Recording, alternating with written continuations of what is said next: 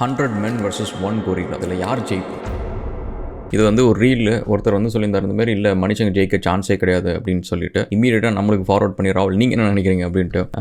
So நம்ம என்ன நினைக்கிறோம், யார் ஜெயிப்பா அப்படின்றத பற்றி பார்ப்போம். Welcome to Astrogalan. Thank you for all the 11 support. வீடியோஸ்லாம் பிடிச்சிருந்துச்சு அப்படின்னா சப்ஸ்கிரைப் பண்ணுங்கள், ஃப்ரெண்ட்ஸ்லாம் ஷேர் பண்ணுங்கள். ஆர்மரடோவில் வந்து ஈவன் இந்த மாதிரி கொரில்லா அட்டாக்ல நீங்கள் சமாளிக்கணும் அப்படின்னா அதுக்கேற்ற ப்ராடக்ட்ஸ்லாம் அதில் இருக்குது. ஸோ சர்வைவலுக்கு அப்படின்னு சொல்லிட்டு ஒரு கம்பெனி உருவாக்கணும் அப்படின்னு முடிவு பண்ணது தான் ஆர்மரடோ. நம்ம சேனல் மெம்பர்ஸ்லாம் சேர்ந்து ரன் பண்ணிருக்காங்க. நீங்கள் travelling, touring, trekking, adventure sport, வேறு ஏதாவது அட்வென்ச்சராக வேறு ஏதாவது ரொம்ப டேஞ்சரஸ் ஏதாவது ஒன்று பண்ணுறீங்க அப்படின்னா உங்களை ப்ரொடெக்ட் பண்ணுறதுக்கான குட்ஸ் அதில் இருக்குது. கிட்டத்தட்ட 75 ப்ராடக்ட்ஸ் இருக்குது. So check it out, you might like it. 100 men versus gorilla. So இந்த ஒரு வீடியோ வந்து பார்த்தீங்க அப்படின்னா வந்து சின்ன ரீல்ஸாக வந்து நான் இதில் போட்டிருக்கிறேன், இன்ஸ்டாகிராமில் போட்டிருக்கேன், செக் பண்ணி பாருங்கள். ஸோ அது என்ன அப்படின்னா வந்து ஒருத்தர் வந்து சொல்கிறாரு, இந்த மாதிரி 100 men versus gorilla வந்து the fight is very easy, gorilla win பண்ணும். gorilla வந்து பயங்கர ஸ்ட்ராங்கு அண்ட் அதுக்கோட மசில் பவர் வந்து பயங்கர அதிகம். ஸோ அதனால் மனுஷங்க வந்து சான்ஸே கிடையாது, நிற்க முடியாது அப்படின்னு சொல்லிட்டு. பட் நம்ம கொஞ்சம் வரலாறு புரட்டி பார்ப்போம். இது வந்து மனுஷங்க அப்படின்றதுல வந்து பார்த்தீங்கன்னு வச்சுக்கோங்களேன், ஈவன் அந்த காலத்து மனுஷங்களே வந்து நம்மளோட history dates backs to like around homo erectus. அது இப்போ நம்ம வந்து ஹோமோ சேப்பியன்ஸ் இருக்கிறோம். இதுக்கு முன்னாடி வந்து ஹோமோ எரெக்டஸ்,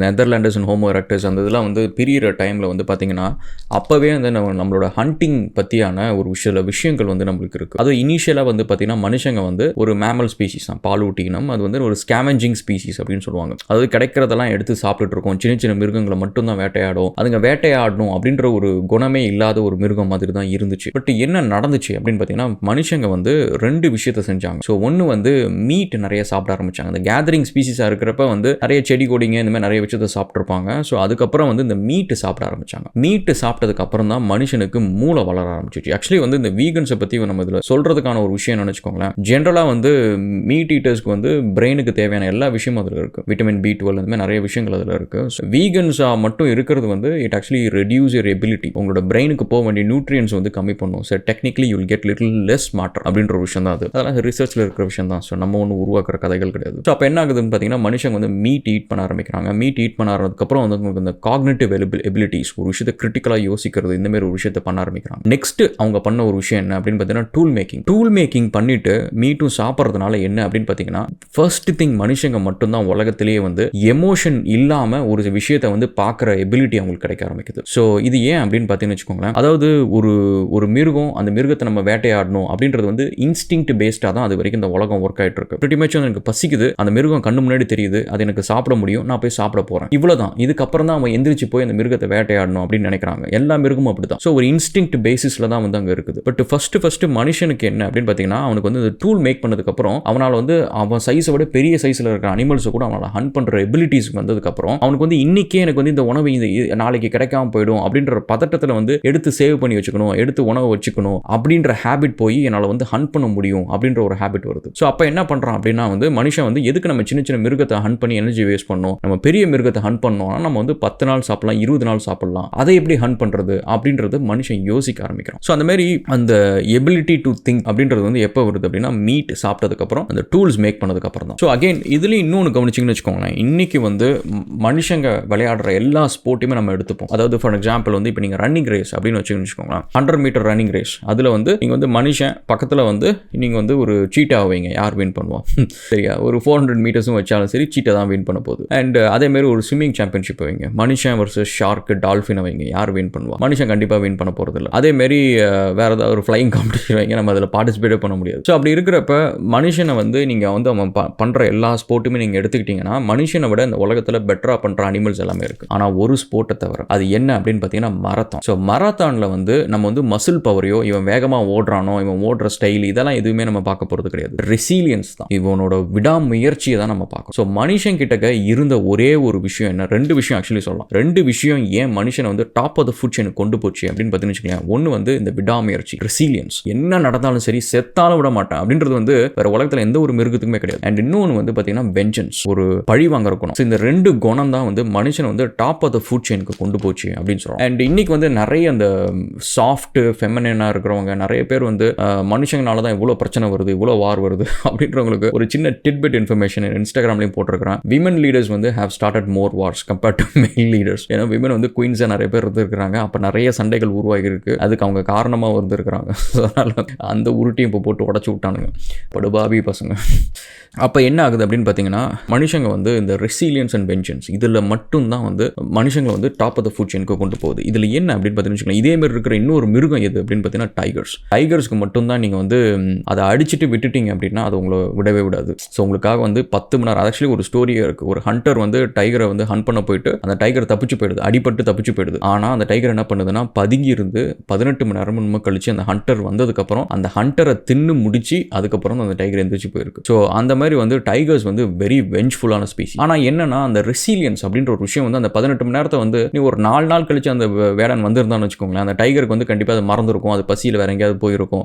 அதோட லிமிடேஷன் அவ்வளோதான். வேற மனுஷங்களுக்கு அப்படி கிடையாது. 1 நாள் 2 நாள் கிடையாது. அதாவது அவங்களுக்கு பிடிச்சவங்க யாராவது ஒருத்தவங்க வந்து ஒரு மிருகம் அடிச்சு தின்றுச்சு இல்லை கொன்றுச்சு அப்படின்னு வச்சுக்கோங்களேன், அவனுக்கு வந்து அது பசிக்காக திரும்ப போய் அதை ஹண்ட் பண்ணுறதுக்கு போல அவனுக்கு அது வெஞ்சன்ஸ், அவனை பழி வாங்கணும் அப்படின்ற ஒரு விஷயத்துக்காக என்ன நடந்தாலும் சரி, என்ன கூட வரவங்கலாம் வாங்க, நான் வந்து இன்னைக்கு இல்லை வருஷக்கணக்கானாலும் சரி அந்த மிருகத்தை வேட்டையாடிட்டு தான் நான் வருவேன் திரும்ப அப்படின்ற ஒரு விஷயம். ஸோ இந்த வெஞ்சன்ஸும் இந்த ஒரு ரெசிலியன்ஸும் தான் வந்து மனுஷங்க வந்து top of the food chain கொண்டு போச்சு. இந்த ரெசிலியன்ஸ் அப்படின்ற ஒரு விஷயம் இருக்குல்ல, it's very interesting factor guys. அதுக்கு ஒரு எக்ஸாம்பிள் சொல்லணும்னு வச்சுக்கோங்களேன், இந்த மரத்தான் ஸ்போர்ட்ஸ், இந்த ட்ரையத்தலான், இந்த மாதிரி விஷயங்கள்லாம் பார்த்தீங்கன்னா அவங்க வந்து இந்த மசில் பவர், நீ எவ்வளோ ஸ்ட்ராங்காக இருக்க அப்படின்றத எல்லாத்தையும் ட்ரெஸ் பண்ணுறதை விட நீ எவ்வளோ ரெசிலியண்ட்டாக இருக்கிற, உன்னோட விடாமுயற்சிக்கான அவார்டு தான் அதில் வின் பண்ணுறது. ஒரு மரத்தானை நீங்கள் பார்த்தீங்கன்னு வச்சுக்கோங்களேன், முடிக்கிறவங்க எல்லாருமே வின்னர்ஸ் தான். அதில் ஃபர்ஸ்ட் செகண்ட் தேர்ட்லாம் மேட்டர் கிடையாது, முடிக்கிறவங்க எல்லாருமே வின்னர்ஸ் தான். ஏன்னா அந்த இடத்துல வந்து காட்டுறது என்னன்னா விடாமுயற்சியோட நீ ஃபர்ஸ்ட் வந்துன்றது முக்கியம் இல்லை, எல்லாருமே விடாமுயற்சியோட ஜெயிச்சவங்க எல்லாருமே விடாமுயற்சியோட வந்தவங்க தான். ஸோ அதில் வந்து என்னன்னு பார்த்தீங்கன்னா, அந்த காலத்தில் ஒரு மான் இருக்கும், மற்ற மிருகம்லாம் அந்த ஓடி போய் ஹண்ட் பண்ணும், அந்த மான் வேகமாக ஓடிடுச்சு அப்படின்னா துரத்த முடிஞ்ச வரைக்கும் துரத்தும், அதுக்கப்புறம் விட்டுவிட்டுரும், அவ்வளோதான். அதுக்கு மேலே அதோட விடாமுயற்சி அந்த இடத்துல எதுவுமே கிடையாது, அவ்வளோதான். நம்மளுக்கு ஏன்னா நம்ம உயிரை காப்பாற்றிக்கணும், இவ்வளோ தூரம் ஓடினா நம்ம உடம்பு ரொம்ப ஹீட் ஆகிடும், அதுக்கப்புறம் நம்ம செத்துருவோம் அப்படின்னு சொல்லிட்டு சீட்டா எல்லா மிருகமுமே ஒரு லிமிட் வச்சிருக்கோம், எவ்வளோ தூரம் அதை மேக்ஸிமம் ட்ரை பண்ண முடியும் அப்படின்ட்டு, அவ்வளோதான். மனுஷங்களை பொறுத்த வரைக்கும் என்ன அப்படின்னு வச்சுக்கலாம், அந்த மானை ஹண்ட் பண்ணணும் அப்படின்னா அந்த மானை நோக்கி நடக்க ஆரம்பிப்பாங்க. ஸோ அந்த மான் வந்து இவங்களை பார்த்துட்டு ஓ இவன் நம்ம நோக்கி வரான், நம்ம அட்டாக் பண்ண போகிறான் அப்படின்னு சொல்லிட்டு அது வேகமாக ஓடும். 1 கிலோமீட்டர் 2 கிலோமீட்டர் ஓடிட்டு திரும்ப உட்காந்து சாப்பிட்டுட்டு இருக்கும். திரும்ப பார்த்தீங்கன்னா அந்த மனுஷன் புள்ளியாக தூரத்தில் அப்படி நடந்து வர்றது தெரியும்.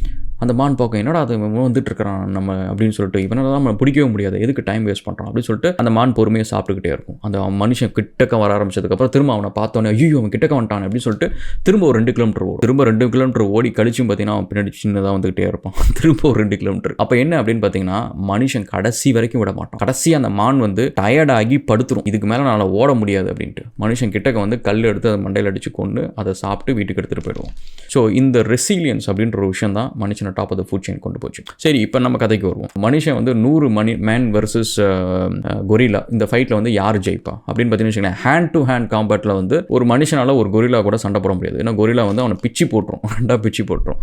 ஆனால் மனுஷங்க என்ன பண்ணுவாங்க அப்படின்னு பார்த்தீங்கன்னு வச்சுக்கோங்களேன், உல்ஃப் பேக் என்ன பண்ணுவோமோ கிட்டத்தட்ட அந்த மாதிரி பண்ணுவாங்க. ஸோ அதாவது அதுங்களை போய் கிட்டக்க போயிட்டு கொஞ்சம் வெறுப்பேற்ற மாதிரி பண்ணிட்டு திரும்ப வேகமாக ஓடுறது, அது துரத்தின உடனே பின்னாடி இருக்கிறவங்க அதை கல்லால் அடிக்கிறதோ இல்லை அதை போய் தொடுறதோ அது மாதிரி பண்ணிட்டு மாறி மாறி அதை வந்து அலக்கழிக்கிறது. ஸோ அது உடம்புல இருக்கிற எனர்ஜி எல்லாம் போகிற வரைக்கும் அலக்கழிச்சிக்கிட்டே இருக்கிறது, கல்லு தூக்கி போடுறது, அது சவுண்டு கொடுத்து அதை வந்து அந்த பக்கம் இந்த பக்கம். என்ன ஜென்ரலாகவே வந்து நீங்கள் அந்த காலத்து இந்த ஹண்டிங் ஜியோகிராஃபி டிஸ்கவரி சேனல் அதில் இருக்க இலிஸ்ட்ரேஷன்ஸ்லாம் நீங்கள் பார்த்தீங்கன்னா தெரியும், மனுஷங்க வந்து இந்த சவுண்டு நிறைய கொடுத்து அதை ரொம்ப டிஸ்ட்ராக்ட் பண்ணிட்டே இருப்பாங்க. ஸோ அப்போ என்னன்னா பிரெயினாகவே வந்து அது பிரெயின் வந்து யோசிச்சு ஓ இந்த பக்கம் அப்படின்னு யோசிச்சு அதுக்கப்புறம் அதை யோசிக்கிறத கம்மி பண்ண ஆரம்பிச்சிடும். எனர்ஜி நிறைய வேஸ்ட் ஆகுது அப்படின்னு சொல்லிட்டு யோசிக்கிறத கம்மி பண்ண ஆரம்பிச்சிடும், அக்ரெசிவாக வந்து எதாவது பண்ண ஆரம்பிக்கும். அதில் கேஷுவல்ட்டிஸ் இருக்கும், கொஞ்சம் பேருக்கு அடிப்படும், கொஞ்சம் பேர் உயிர் போகும், கேஷுவல்ட்டிஸ் இருக்க தான் செய்யும். பட் என்ன ஆகும்னா எவென்ச்சுவலி வந்து அந்த மிருகம் வந்து டயர்ட் ஆகிடும். மனுஷனுக்கு வந்து நல்லா தெரியும் அவனோட ஸ்ட்ராட்டஜியே வந்து அந்த மிருகத்தை டயர்ட் ஆகிறது தான். அதனால் இவன் எனர்ஜியை கன்சியூம் பண்ணாமல் கன்சர்வ் பண்ணிட்டு அந்த மிருகத்தை டயர்ட் பண்ணுறது தான் இவனோட வேலையாக இருக்கும். ஸோ அது ஒன்ஸ் டயர்ட் ஆனதுக்கு அப்புறம் வந்து அதை பொறுமையாக இன்னும் கொஞ்சம் அடிச்சு அதோட மெயின் மசில்ஸ் அண்ட் ஜாயின்ஸ் இது எல்லாத்தையும் அட்டாக் பண்ணுறது, அதுக்கப்புறம் நவுற முடியாமல் போனதுக்கப்புறம் வந்து எல்லாரும் சேர்ந்து அதை அடித்து கொண்டுருவாங்க. ஸோ அதனால் மனுஷனால் முடியாதது அப்படின்னு சொல்லிட்டு இன்னும் இருக்குது, ஒரு சில விஷயங்கள் இருக்குது. பட் இந்தமாரி முடியாதுன்னு நினச்ச மில்லியன் கணக்கான விஷயத்தை வந்து மனுஷன் முடிச்சு காமிச்சிருக்காங்க.